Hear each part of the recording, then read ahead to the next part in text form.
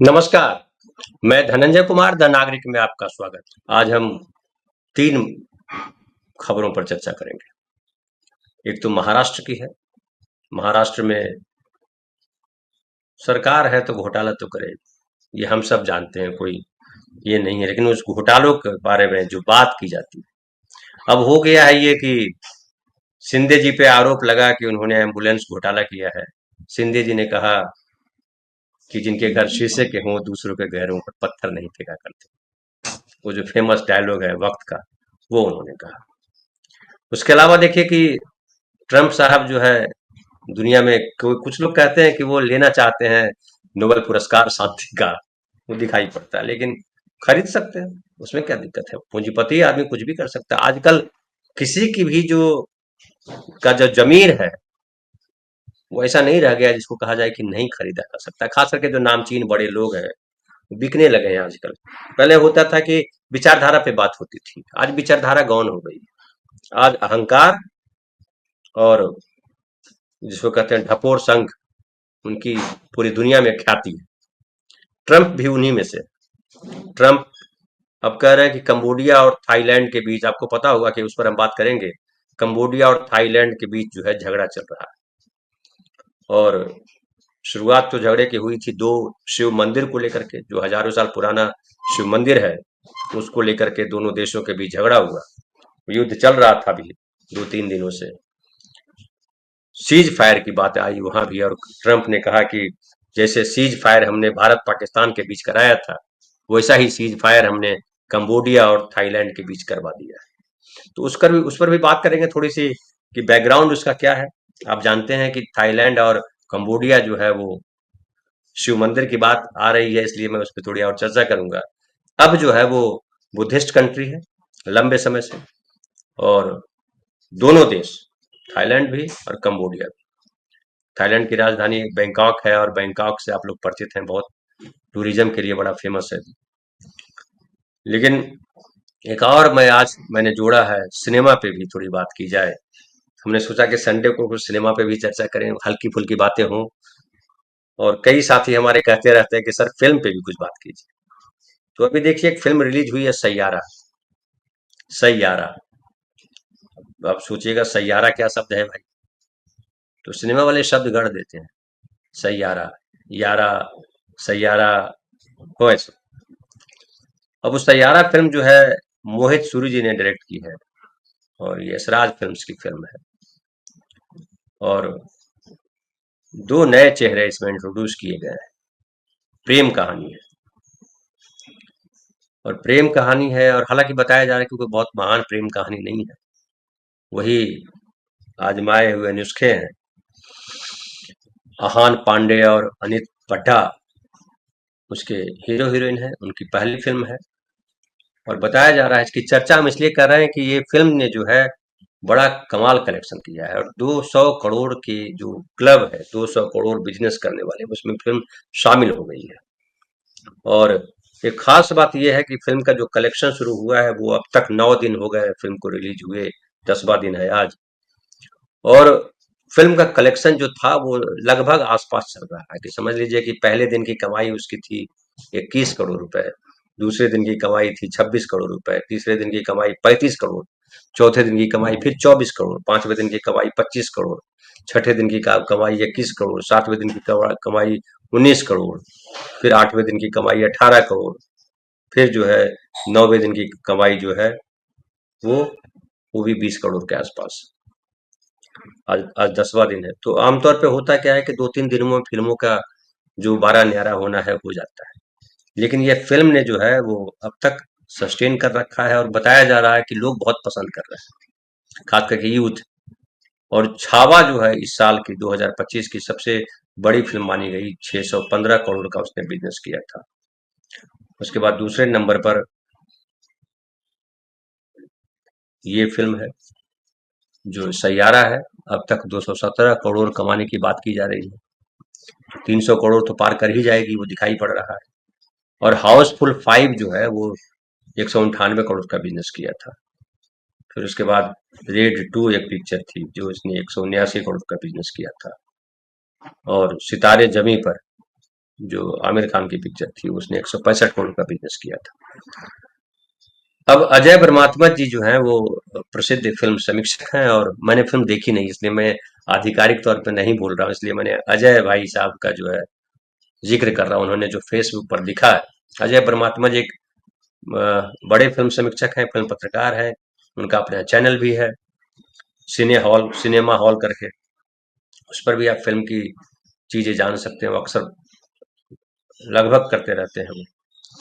तो सैयारा के बारे में उन्होंने कहा है कि फेसबुक पर जो उन्होंने लिखा, उसका थोड़ा सा टुकड़ा मैं पढ़ के सुनाता हूँ। इससे अंदाजा हो जाएगा सैयारा कैसी फिल्म है, और अगर जाना चाहते हैं तो देख सकते हैं। सैयारा एक मामूली हिंदी फिल्म है, गीत संगीत से सजी नए चेहरों के इस फिल्म का आकर्षण फिल्म में कहीं कहीं चमकता दिखाई पड़ता है। ये युवा प्रेम कहानी के लिए दो युवा कलाकार चुने गए हैं। अनीत ने फिर भी बेहतर किया। अनीत पड्डा जो है, वो जो हीरोइन का जो रोल किया है उसकी बात कर रहे हैं। और इसमें वो कह रहे हैं कि लेकिन आहान बिल्कुल नए हैं। आहान पांडे चंकी पांडे के भतीजा बताए जाते हैं। आहान पांडे बिल्कुल नए हैं। नए होने की वजह से उन्होंने परिश्रम और अभ्यास किया होगा। निर्देशक, ये इनकी फिल्म में है कि जो यशराज की फिल्म होती है, आदित्य चोपड़ा जो है वो अब तो निर्माता हो गए हैं। शुरुआत उन्होंने दिलवाले दुल्हनिया ले जाएंगे से की थी, बहुत सुपरहिट फिल्म रही, बड़ी फिल्म रही। तो उसके बाद फिर उन्होंने फिल्म डायरेक्ट नहीं किया और प्रोड्यूसर बन गया शुद्ध तौर पर। लेकिन कहा जाता है कि वो जो है, यही बता रहे थे अजय भाई कि वो पीछे से डायरेक्शन करते रहते हैं, और एक घोषित है उनके डायरेक्टरों के बीच, जिसको डायरेक्टर देते हैं कि भाई आपने एक बार सलाह दी, आपने दूसरी बार सलाह दी, और मैंने अगर कट कर दिया, मतलब मैं जो कह रहा हूँ उसको सुन। और तो प्रत्यक्ष निर्देशक जो है मोहित सूरी हैं, और निर्माता जो है वो प्रत्यक्ष परोक्ष निर्देशक जो है वो आदित्य चोपड़ा है, ये अजय भाई साहब के अनुसार कहना है। उनकी कैची नैसर्गिक अदाकारी ही फिल्म में खास बन गई। मतलब जो नेचुरल एक्टिंग है, बहुत पॉलिश्ड नहीं है दोनों एक्टर्स का, वही महत्वपूर्ण है। क्योंकि सहजता जो है बड़ा पसंद करते हैं लोग, भोलापन उसमें आ जाता है। किंतु जब फिल्म में नियामक मोड़ों पर भावनाओं का प्रपात होता है, तो दोनों ही नए कलाकार अस्थिर होकर कांपने लगते हैं। मतलब फिल्म में इमोशन है, जो कि लड़की है और लड़का है, लड़की जो है अल्जाइमर से पीड़ित है, लड़का उसके लिए संघर्ष करता है। तो दोनों की कहानी एक यंग कपल की कहानी। आजकल देख रहे हैं कि यंग में क्या हो रहा है, कि यंग जो है एक दूसरे से तुरंत जुदा हो जाते हैं। जरा सा उनको लगता है कि मैं क्यों बोझ ढोऊं, मैं किसी को क्यों जो है अपनी जिंदगी क्यों खराब करूं इसके लिए। ये भाव है आमतौर पे। लेकिन इस फिल्म में है कि उस लड़की के लिए वो आदमी जो है, वो लड़का जो है, वो अपना संघर्ष करता है और उसके साथ खड़ा रहता है दुख की घड़ी में। अल्जाइमर बड़ी भारी बीमारी है, तो वो उसमें और इसलिए शायद मुझे लगता है कि ये एक एक जो सम्मोहन पैदा करता है ये, कि इस तरीके का कमिटमेंट आजकल नहीं देखने को मिलता है। ढेर सारी कहानियां, वो मध्य प्रदेश की लड़की की जो कहानी थी, शादी के बाद वो गए रघुवंशी, राजा रघुवंशी और सोनम रघुवंशी वहाँ, और वहाँ में हत्या हो गई। नॉर्थ ईस्ट गए थे घूमने के लिए। ऐसी कई घटनाएं हुई उसके बाद। अक्सर ये घटनाएं सुनने को आ रही है कि पत्नी ने मार दिया, प्रेमिका ने मार दिया, प्रेमी ने मार दिया। तो प्रेमी प्रेमिका वाले सड़क पे भी देखते हैं कि प्रेमी आया और चाकू से कई वार किए प्रेमिका पे। अभी कल भी एक खबर देख रहा था कि पुराना प्रेमी था, वो लड़की किसी और के साथ रिलेशनशिप में है, वो आया और उसको मार दिया। एक अपराधी था जो प्रेमी था पहले उस लड़की का, और वो जेल गया। जेल जाने के बाद उसका दूसरा प्रेमी आ गया उसकी लाइफ में, और वो जब जेल से निकला तो उसने कुल्हाड़ी से काट दिया उस लड़के को। एक और देखा था कि पत्नी जो है, होटल में उसका पीछा करते गए लोग, और पत्नी के साथ कोई लड़का था, वो किस तरह से न्यूड भागा। तो ऐसी कहानी आजकल खूब चल रही है। उसमें ये कहानी जो है कमिटमेंट वाली कहानी, बड़ी अच्छी कहानी है, शायद इसलिए पसंद आई होगी लोगों को। अब हम बात करते हैं, ले चलते हैं आपको जो अमेरिका में ट्रम्प साहब जो कह रहे हैं, वो जो कंबोडिया और जो उसके बीच की जो लड़ाई है, कंबोडिया और थाईलैंड की, तो दोनों के बीच की लड़ाई बड़ी पुरानी लड़ाई है। और इसका इतिहास थोड़ा सा मैं आपको बताऊं, ये 1959 में कंबोडिया जो है, इस मामले को इंटरनेशनल जो कोर्ट है उसमें ले गया था, और थाईलैंड लगातार कोशिश में है कि वो जो दोनों मंदिर है उसके हो जाए। मंदिर के आसपास ढेर सारी जमीन है, असल लड़ाई उसकी है। मंदिर तो एक बहाना है, असल उस जमीन की लड़ाई है। तो 1962 में जो इंटरनेशनल कोर्ट है उसने फैसला दिया था कि ये मंदिर कंबोडिया का है, और कोर्ट ने थाईलैंड को अपने सैनिक हटाने का आदेश दिया था कि यहाँ से अपने सैनिक हटाओ। तब थाईलैंड ने उसे स्वीकार कर लिया था, लेकिन आसपास की जमीन को लेकर के विवाद चलता रहा। मंदिर पे तो उसने अपना, थाईलैंड ने अपना अधिकार छोड़ दिया था कि ठीक है वो कंबोडिया का है, लेकिन जो जमीन वहां पे है उसके लिए लड़ाई लड़ता रहा।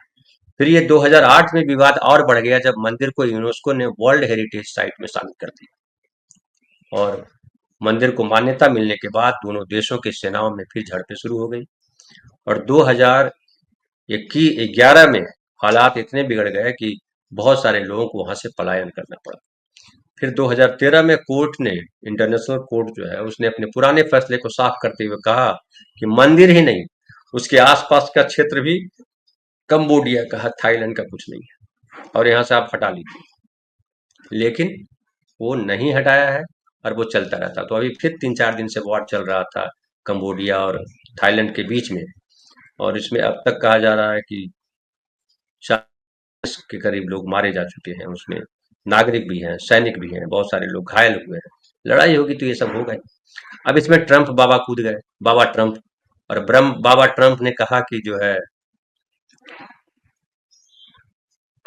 थाईलैंड और कंबोडिया के नेताओं ने तुरंत सीज फायर वार्ता पर सहमति दे दी है। ये वार मुझे भारत पाक संघर्ष की याद दिलाती है जिसे हमने कामयाबी से रोका था। तो देखिए फिर जो है मोदी जी पर हमला किया एक तरह से। ये बार बार इस बात को कह रहे हैं, किसी के बहाने कह रहे हैं, और मोदी जी जवाब नहीं दे पा रहे हैं। संसद में इसी पर तो बात होगी। जब विजयोत्सव है तो विजयोत्सव में ये ग्रहण कौन लगा रहा है, क्यों ट्रंप बार बार कर रहा है? और क्या, कहाँ तो कहा जा रहा था कि अमेरिका, इजराइल और भारत तीनों एक खेमे में आ रहे हैं। तो ये क्या हुआ? ट्रंप क्यों मोदी जी को बेइज्जत करने में लगे हुए? बेइज्जत इसलिए कर रहा कि अंतर्राष्ट्रीय स्तर पर भी भारत की छवि खराब हुई। भारत की छवि खराब होती है तो मोदी जी की भी छवि खराब होगी, और मोदी जी की छवि देश में भी खराब होती है।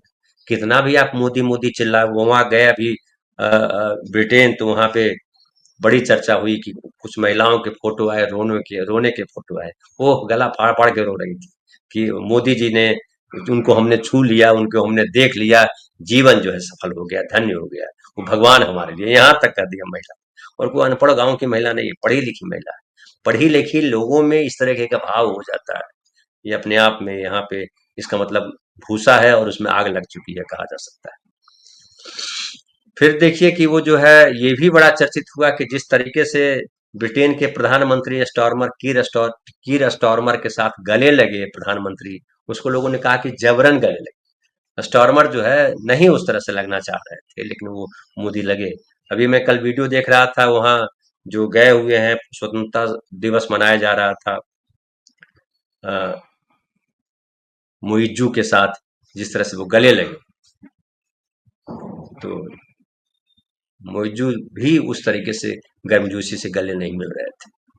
तो मुइज्जू के साथ भी जिस तरह से गले मिले, वो भी अपने आप में लगता है कि अरे यार, मोदी जी, कई लोग कहते हैं कि गले पड़ जाते हैं, तो गले पड़ गए क्या? हालांकि मुइज्जू ने खुद ही कोशिश की कि कैसे भारत के साथ जो है उनके देश का संबंध जो है वो ठीक हो।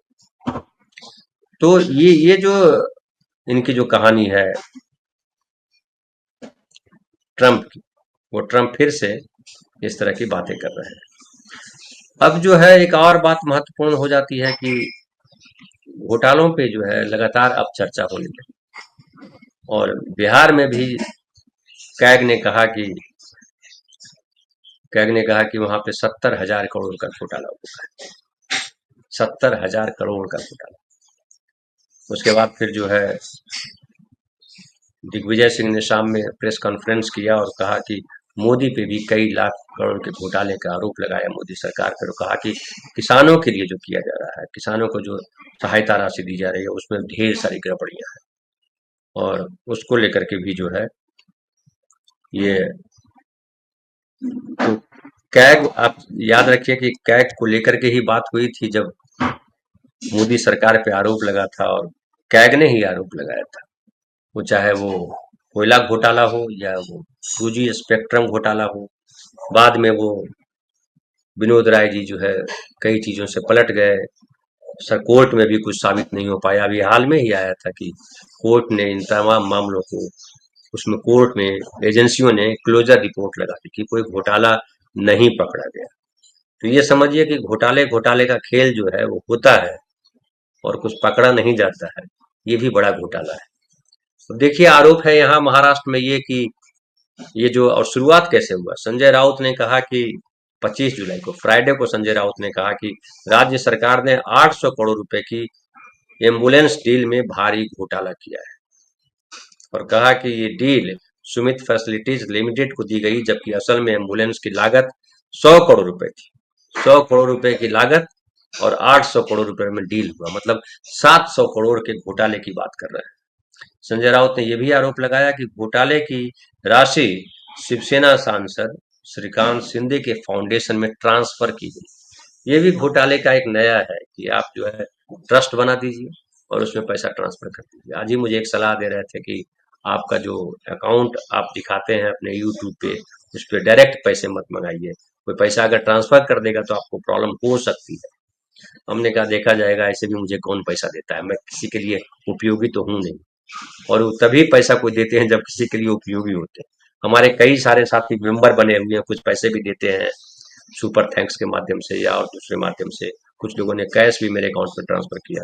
तो वो जो है मेरे प्रोग्राम को देख करके उनको लगता है कि धनंजय कुमार इस बीहड़ में, जहां पक्षपात चल रहा है, या तो बीजेपी की तरफ लोग हैं या कांग्रेस की तरफ लोग हैं, सबका अपना अपना एजेंडा है, वैसे में धनंजय कुमार एक ठीक ठाक चलने की कोशिश कर रहा है पत्रकारिता पे, तो उसको हेल्प किया जाए। 17 मेंबर हमारे हैं, कई लोगों ने हमें साथ दिया, और कुछ तो ऐसे साथी हैं जो जब से मैंने चैनल शुरू किया है तब से वो लगातार हमें पैसे दे रहे हैं। बहुत बड़ी रकम नहीं होती है, लेकिन दो दो 250 रुपया भी अगर वो देते हैं, हालांकि मेरे पास कट करके वो 118 रुपया के आसपास आता है। 200 रुपया 199 का पैकेज लेते हो तो 118 रुपया के आसपास मेरे पास आता है, बाकी यूट्यूब ले लेता है, लेकिन आता है। और वो उनकी लगातार अगर 200 रुपया खर्च कर रहे हैं मेरे लिए, तो ये बड़ी बात है, इसको मैं छोटा नहीं, और उन सबको मैं प्रणाम करना चाहता हूँ जो लगातार मेरे साथ 2 साल से, 1.5 साल से, 1 साल से, 6 महीने से लगातार जुड़े हुए। वो चाहे धनंजय कुमार पे कुछ लोग जुड़े हुए, धनंजय कुमार पे तो एक ऐसे साथी मुझे मिल गए जिन्होंने मुझे कहा, मेल किया और कहा कि सर आप इतना कम पैसा आपने क्यों रखा, क्योंकि उस पर शायद 59 रुपीज या क्या कुछ है, उस पर अलग है, शुरुआत में मैंने किया था। तो उन्होंने कहा सर 59 रुपीज आपको मैं ट्रांसफर करूं, ये बड़ा ये लगता है, तो मैं चाहता हूँ कुछ पैसे आपके पास ट्रांसफर कर दूं, अकाउंट नंबर दीजिए। मैंने अकाउंट नंबर दिया, फिर उन्होंने एक बार में 6,000 ट्रांसफर कर दिया। उसके बाद हालांकि बाद में पता नहीं कहाँ है वो, मुझे अभी खबर नहीं मिल पा रही है, मैंने भी उनको कॉल नहीं किया। वो कहीं हैदराबाद साइड जो है, बेंगलोर में जॉब करते थे। तो ये जो है, ये लोगों को ये जो पैसे आते हैं, इसमें कहीं न कहीं वो ईमानदारी, या कहिए उनकी बात, उनके दिमाग में जो चल रहा है वो मैं हिट करता हूँ। लगता है कि ये मेरी भाषा बोल रहा है, तो हेल्प करते हैं। लेकिन ये जो पैसे आते हैं फाउंडेशन के थ्रू, जो चीजें आती हैं, उसमें बहुत सारी चीजें कही जाती है कि जो पैसा उनको फंसा सकता है वो पैसा उधर देते हैं। तो ये 100 करोड़ का एम्बुलेंस, 800 करोड़, ये तो सब जानते हैं। और इस बात को लेकर के उन्होंने जो आरोप लगाया, उसको लेकर के शिंदे जी ने भी प्रति आरोप लगाया, आरोप प्रत्यारोप जिसको कहते हैं। और शिंदे जी ने कहा कि ये जनता सब देख रही है, और खुद जो उद्धव ठाकरे, उन्होंने उद्धव ठाकरे को आरोप लगाया। और देखिए उन्होंने कहा कि जिनके घर शीशे के होते हैं वे दूसरे के घरों पर पत्थर नहीं फेंकते, यानी इधर भी घर, उसका उसका अंतर्निहित ये है कि अगर आपका घर शीशे का है और मैं, तो मेरा भी घर शीशे का है, आप उस पर जो पत्थर फेंक रहे हो, तो मैं भी आपके घर पत्थर फेंक सकता हूँ। ये आरोप प्रत्यारोप है। और उन्होंने खुद कहा कि अ, उद्धव ठाकरे की पार्टी पर निशाना साधा और कहा कि जो खुद कई घोटालों में लिप्त है वे उन पर सवाल खड़ा करते हैं। और ये भी कहा एकनाथ शिंदे जी ने कि मीठी नदी की गाद सफाई में भ्रष्टाचार, सड़क निर्माण में गड़बड़ी, खिचड़ी वितरण में अनियमितता जैसे मामलों में शिवसेना की भूमिका पहले से ही सवालों के घेरे में रही है। और पीटीआई ने खबर दी है ये, उन्होंने कहा कि बीएमसी की सत्ता 25 साल तक शिवसेना के हाथ में रही और इसी दौरान मुंबई को लूटा गया। शिंदे का कहना था कि अब वही लोग उन्हें नैतिकता का पाठ पढ़ा रहे हैं। 25 साल तक शिवसेना ने लूटा, तो इसमें तो श्रीकांत शिंदे, ये क्या कहते हैं, ये एकनाथ शिंदे जी, आप भी इसमें फंस गए, क्योंकि आप अभी 2 ढाई साल से शिवसेना को छोड़ करके अलग हुए हैं, और शिवसेना में आपकी हैसियत जो है कहाँ से कहाँ आई। कहाँ आप गाड़ी चलाते थे, ड्राइवर थे, ऑटो चलाते थे, फिर आप उनके जो है गाड़ी चलाने लगे, फिर नगर सेवक बने, फिर जो है विधायक बने, और फिर मंत्री बने, फिर मुख्यमंत्री बने। ये जो यात्रा आपकी है, इस यात्रा में शिवसेना का ही रोल है। तो मतलब आप हमाम में तो आप भी बैठे हो। 25 साल तक अगर वो घोटाला चल रहा था तो आप क्या कर रहे थे? क्या घोटाले के खिलाफ खड़े थे, या आप इसलिए बोल रहे हो कि आप पे आरोप लगाया घोटाले का, तो आपने भी उन पर आरोप लगा दिया? आजकल यही हो रहा है और लंबे समय से चल रहा है। अभी जो है कोई पार्टी नहीं कर सकती कि मैं पाक साफ हूं। मोदी जी भी नहीं कर सकते कि मोदी जी की पार्टी में भी जो पैसे हैं। कल मैंने एक वीडियो दिखाया, एक छोटा सा फोटो दिखाया था शायद, जिसमें बीजेपी का दफ्तर इतना भव्य बना हुआ है और स्कूल कितने जर्जर हाल में है, सरकारी स्कूल। ये बताता है, बीजेपी के दफ्तर बताए जाते हैं कि पूरे देश में जो है भव्य हो गए। आरएसएस ने बड़ा दफ्तर बना दिया दिल्ली में, झंडे वाला ने। ये पैसे कहाँ से आते हैं? कौन देता है पैसा, क्यों देता है पैसा? इलेक्टोरल बॉन्ड जो सुप्रीम कोर्ट ने जिसको खारिज कर दिया, बंद कर दिया कि ये गलत है, लेकिन उनके पैसे जो दिए गए, किन लोगों ने पैसे दिए? व्यापारी पैसे देते हैं। क्यों पैसे देते हैं? उसमें जिनको जिनके व्यापार में घाटा था, उन लोगों ने भी पैसा दिया। क्यों दिया? कहा गया दबाव था। और ब्लैकमेलिंग जो है वो केवल गुंडे नहीं करते। दुर्भाग्य की बात है कि ब्लैकमेलिंग इस देश के अफसर भी करते हैं, नेता भी करते हैं, मंत्री भी करते हैं, सब ब्लैकमेल करता है। एक पकड़ा जाता है। अब जिससे समझिए किसी दफ्तर में पता चलता है कि एक क्लर्क जो है वो अरेस्ट कर दिया गया 25,000 के घूस लेते हुए। अक्सर वैसा वीडियो देखते हो, ये जो है 50,000 के घूस लेता हुआ पकड़ा गया, एंटी करप्शन ब्यूरो ने पकड़ा। वो खेल है। खेल ये है, हम जनता, हम लोगों को बेवकूफ बनाने के लिए वो खेलते हैं। एंटी करप्शन ब्यूरो वाले भी, एंटी करप्शन ब्यूरो वाले भी ढेर सारे पकड़े जाते हैं। ईडी के लोग पकड़े गए राजस्थान, अगर याद कीजिए। ये सब चोर चोर मौसेरे भाई, सब मौसेरे भाई। और कोई एक आदमी घूस ले रहा है, बाकी पूरा ऑफिस नहीं जानता है उसको, पूरा ऑफिस जानता है। ये भी लोगों को पता है, हम सबको पता है कि किस तरह से पैसे नीचे से कलेक्ट हो, मतलब जो सब्जी बेच रहा है सड़क पे, उससे पैसे कलेक्ट होते हैं, और वो पुलिस थानों, म्यूनिसिपल कॉर्पोरेशन, वहां से उस डिपार्टमेंट के मंत्री, और मंत्री से मुख्यमंत्री, मुख्यमंत्री से उस पार्टी के फंड में जाता है पैसा। ये क्या है? मतलब घोटालों का की बाकायदा चेन है। वो सीढ़ी दर सीढ़ी जो है वो चढ़ता चला जाता है, और उस वो पैसे हम हमारे आपकी जेब से पैसे जाते हैं। जो सब्जी आप सुनते होंगे ना कि किसान जो है, वो किसान को आलू की कीमत नहीं मिली, दूध की कीमत नहीं मिली, वो सड़क पे बहा देता है। सड़क पे प्याज गिरा दिया, 1 रुपया प्याज किलो कैसे बेचेगा किसान? उससे ज्यादा तो उसको प्याज निकालने का, या यहाँ महाराष्ट्र में कांदा बोलते हैं, हम लोग प्याज बोलते हैं अपने उत्तर भारत में। वो प्याज निकालने का, उखाड़ने का उसकी मजदूरी है 1 रुपया से ज्यादा। वो क्या बेचे? लेकिन यहाँ प्याज खरीदेंगे आप 35 रुपये, 40 रुपये, 50 रुपये। तो ये जो 1 रुपया और 35 रुपया के बीच जो 34 रुपया का अंतर है, वो कहाँ जाता है, कौन लूटता है? ये समझिए। हमारे देखिए बरसाती लाल जी कह रहे हैं पत्ता पत्ता, बूटा बूटा, हाल हमारे जाने। लेकिन हम जो है जिस पार्टी, कई साथी कल जिससे रसाम में आए संजीव भाई, और उन्होंने कुछ बोला तो कई लोगों को नाराजगी हो गई कि कांग्रेस के खिलाफ बोल रहा। भाई, सबके खिलाफ बोलना पड़ेगा। बिहार में एक जगह है, आरा जिला है, वहां एक जवनिया गांव है, वो पानी में डूब गया। गलती हुई मुझसे, मैं मिस कर गया, मैं वीडियो भी दिखाता। पूरा गांव पानी में डूब गया आरा में। बताइए, पूरा गांव पानी में डूब गया। अब वहां के जो सांसद है सुदामा प्रसाद, जो माले के सांसद है, उन्होंने कहा, भोजपुरी में बोल रहे थे, मैं रात में कोशिश करूंगा वो वीडियो दिखाऊंगा। वो कह रहे थे कि किस तरह से गांव डूब गया, हमने यहाँ बात की, हम यहाँ बात कैले रही, हम वहाँ कहनी, हम वहाँ लेटर भेजनी है, हम वहाँ ये कहनी है, वहाँ वो कहनी है। सब वो बता रहे थे कि हमने अब सरकार के मुआवजा देवे के चाहिए, हम सरकार के चिट्ठी लिख ले बानी, हम प्रधानमंत्री मोदी जी के कहले बानी, वो तमाम बोल रहे थे। लेकिन मैं फेसबुक पे देख रहा था, उसमें कई लोगों ने कमेंट किया कि आप तो बार बार यही बोलते हो, पहले भी कहा, किया क्या आपने? तो सुदामा प्रसाद पे भी छींटे उड़ रहे हैं कि आप ईमानदारी से काम नहीं कर रहे हो। माले के सांसद हैं। हालत ये है देश में कि तमाम तरफ गरीबों के साथ हर जगह इतना जुल्म है सामान्य इंसान के साथ कि कई दफा जो है वो लगता है कि हम किसी मानवीय व्यवस्था में रह रहे हैं। ऐसी होती है मानवीय व्यवस्था। और फिर ये जो जब इसीलिए मैं चिढ़ता हूँ, ढोंग जो है भगवान के नाम पर, अल्लाह के नाम पर, गॉड के नाम पर जो मंदिर मस्जिद फलाना ढिमकाना बनाए गए हैं, तो इसलिए मुझे ढोंग लगता है। ये सब ढोंगी लोग, साधु उसमें घुसे हुए हैं, मौलाना घुसे हुए हैं, उसमें तमाम सब लूट में शामिल है। कैसे कमजोर आदमी को दफना करके कमल खिलाएं और उस कमल के को लेकर के जो है लक्ष्मी बन जाए। ऐसे हाथ में कमल, लक्ष्मी का जो है प्रिय फूल है, कहा जाता है कि लक्ष्मी माता को प्रसन्न करना है तो कमल के फूल चढ़ाइए। देखिए सांकेतिक भी इसको समझिए। तो कमल का फूल इतना इंपॉर्टेंट हो गया, इसीलिए देश छोड़ नहीं रहा। देश कह रहा है कि कमल का फूल चढ़ा करके हम जो है लक्ष्मी माता को प्राप्त ही कर देंगे। देखिए कब तक लक्ष्मी माता प्राप्त होती है। बहरहाल हजारों साल से लोग स्वर्ग जा रहे हैं, लोग स्वर्ग भेज ही रहे हैं।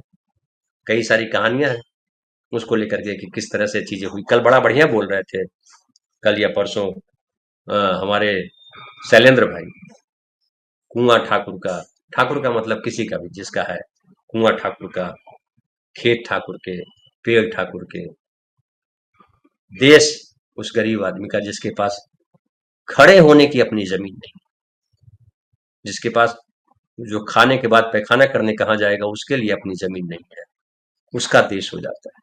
और जो करोड़ों अरबों रुपए जो महल जिनके पास, उनका देश नहीं होता, वो छोड़ करके देश चले जाते हैं, वो भाग जाते हैं या देश छोड़ करके चले जाते हैं करोड़ों रुपए लेकर के अमेरिका, इंग्लैंड, भारत की नागरिकता छोड़ देते हैं। उनका वो देश नहीं, उनका देश नहीं होता।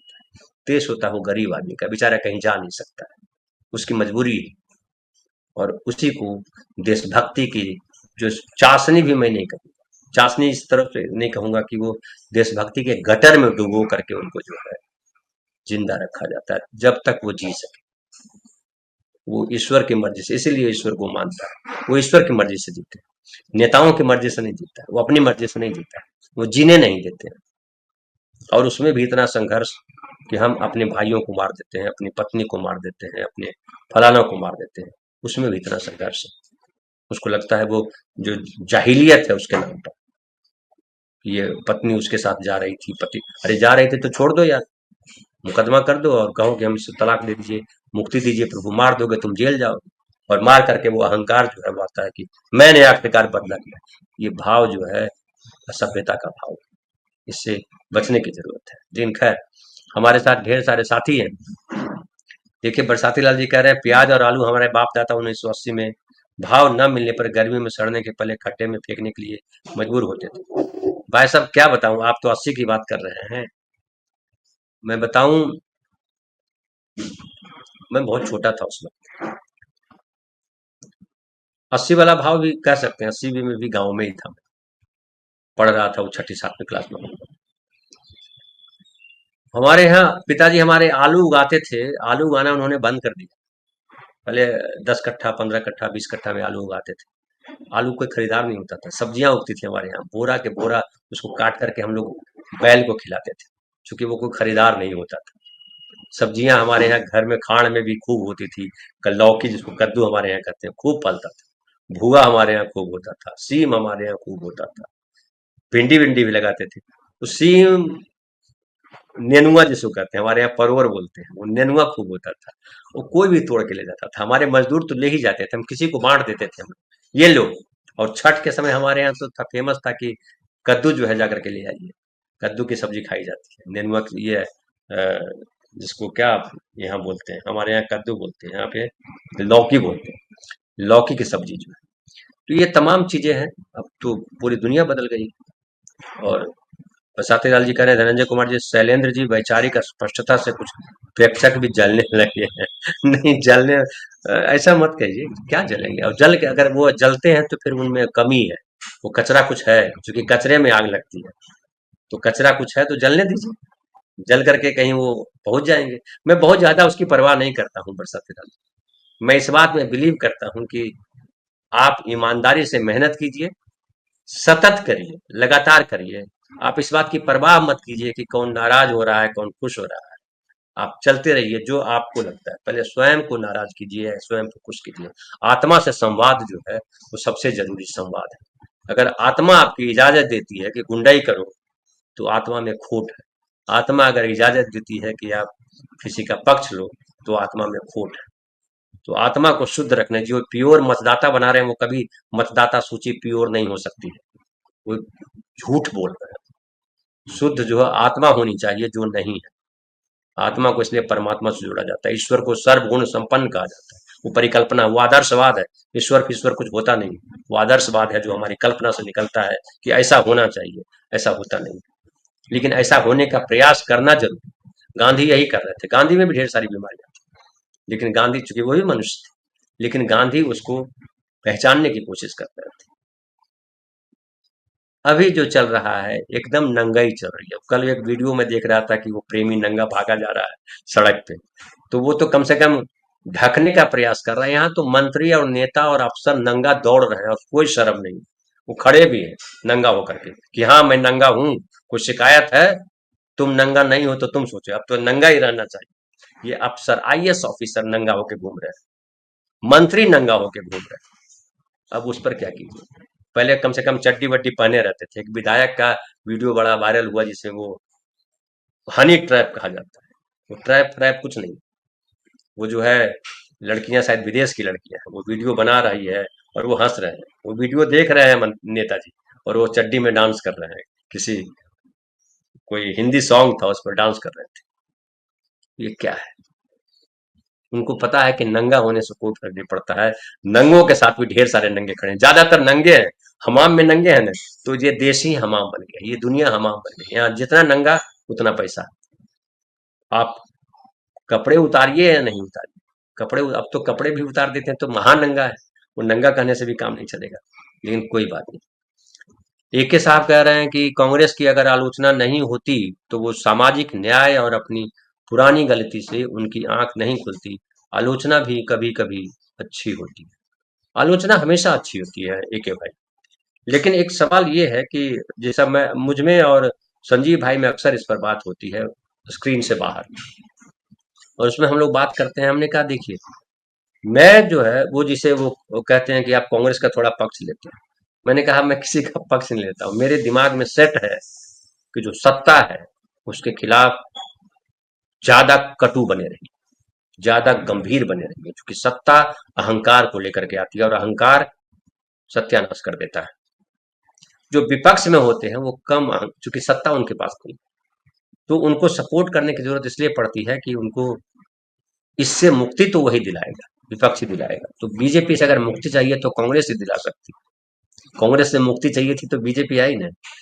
तो उसमें अब जो है अगर कांग्रेस, लेकिन कांग्रेस में अगर वो बीमारी है, राहुल गांधी बहुत कुछ ठीक करने का प्रयास कर रहे हैं, लेकिन अगर वो कांग्रेस में बीमारी है, इससे इनकार तो नहीं किया जा सकता ना। कांग्रेस ने क्या क्या नहीं किया, क्या क्या किया, ये तो बड़ा इंपॉर्टेंट है ना। तो उस पर चिन्हित तो करते रहना पड़ेगा। कई चीजें हमने बोली, जैसे मैंने कहा था आपको कि मैंने कहा था कि राहुल गांधी को दर्शकों के बीच में बैठ करके सुनना चाहिए लोगों को, उनके विचार। कि जो कुछ लोग प्रतिनिधि के तौर पे आप चुनिए और उनसे बुलवाइए, राहुल गांधी बैठ के सुने। पटना वाले सम्मेलन में उन्होंने सुना भी, लेकिन उसके बाद वो आगे नहीं बढ़ा। नेताओं को लगा होगा, जो उनके सलाहकार होंगे, कि नहीं नहीं ये तो गड़बड़ हो जाए, राहुल गांधी आम हो जाएंगे।